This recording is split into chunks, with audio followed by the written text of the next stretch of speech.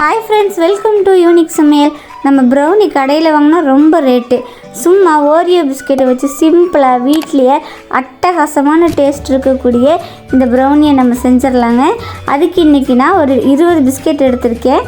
அதை க்ரீமெல்லாம் தனியாக எடுக்காமல் இந்த மாதிரி பிஸ்கெட்டை உடச்சி எடுத்துக்கலாம். இப்போ ட்ரையாக இருக்கக்கூடிய ஒரு மிக்ஸி ஜார் எடுத்துக்கலாம். நம்ம உடச்சி வச்சுருக்கக்கூடிய இந்த பிஸ்கெட்டையெல்லாம் இது கூட சேர்த்துக்கலாம். இது கூட ஒரு அரை கப் அளவுக்கு பவுடர் சுகர் எடுத்துக்கலாம். அதையும் இது கூட ஆட் பண்ணிக்கலாம். இப்போ இது எல்லாத்தையுமே நம்ம நைஸாக பவுடர் ஆக்கிட்டு வந்துடலாம். இந்த மாதிரி கட்டி இல்லாமல் நைஸாக பவுடர் ஆக்கிட்டு வந்துடுங்க. இப்போ ஒரு பவுலில் நம்ம பொடி செஞ்சு வச்சுருந்த இந்த பிஸ்கெட் பொடியை எடுத்துக்கலாம். இது கூடவே நம்ம 1/2 டீஸ்பூன் அளவுக்கு பேக்கிங் பவுடர் எடுத்துக்கலாம். இல்லை கண்டிப்பாக பேக்கிங் சோடா சேர்த்தக்கூடாது, ஏன்னா இது கேக் மாதிரி ஃப்ளஃபியாக வரக்கூடாது. இது கூடவே நம்ம டார்க் சாக்லேட் டபுள் பாயில் மெத்தடில் மெல்ட் பண்ணி வச்சுருந்தோம், அதையும் நம்ம இது கூட சேர்த்துக்கலாம். இது அதிகப்படியான டேஸ்ட் கொடுக்கும். இப்போ இதை நம்ம நல்லா மிக்ஸ் பண்ணியாச்சு.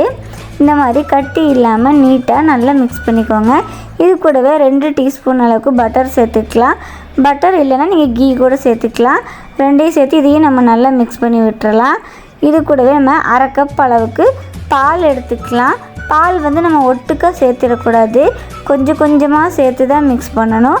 அப்போ தான் இதோட கரெக்டான அளவு வர வரைக்கும் நம்ம நீட்டாக மிக்ஸ் பண்ண முடியும். இந்த மாதிரி கொஞ்சம் கொஞ்சமாக சேர்த்து நம்ம இதை நல்லா மிக்ஸ் பண்ணிக்கலாம். ரொம்பவும் இந்த பேட்டர் தண்ணி மாதிரி போயிடக்கூடாது, ரொம்பவும் திக்காக இருக்கக்கூடாது. அதனால் கொஞ்சம் கொஞ்சமாக பால் சேர்த்து இந்த அளவுக்கு வர அளவுக்கு நீங்கள் பேட்டரை நல்லா மிக்ஸ் பண்ணி எடுத்துக்கோங்க. இந்த கேக் பேட்டர் இந்த கன்சிஸ்டன்சி இருக்கிற மாதிரி மிக்ஸ் பண்ணி நீட்டாக எடுத்துக்கோங்க.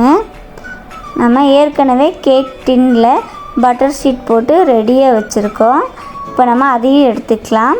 இப்போ நம்ம மிக்ஸ் பண்ணி வச்சுருந்த இந்த கேக் பேட்டரை இதில் ஊற்றிக்கலாம். இது நம்ம கரண்டிலெலாம் போட்டு இந்த மாதிரி தட்டியெல்லாம் விடக்கூடாது.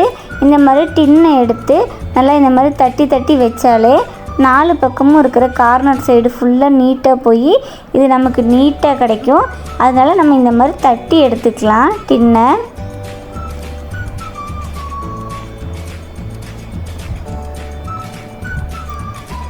இப்போ ஏற்கனவே நான் அடுப்பில் கடாய் வச்சு அதில் ஒரு ஸ்டாண்டு போட்டு 10 நிமிஷம் ப்ரீ ஹீட் பண்ணி வச்சுருக்கேன்.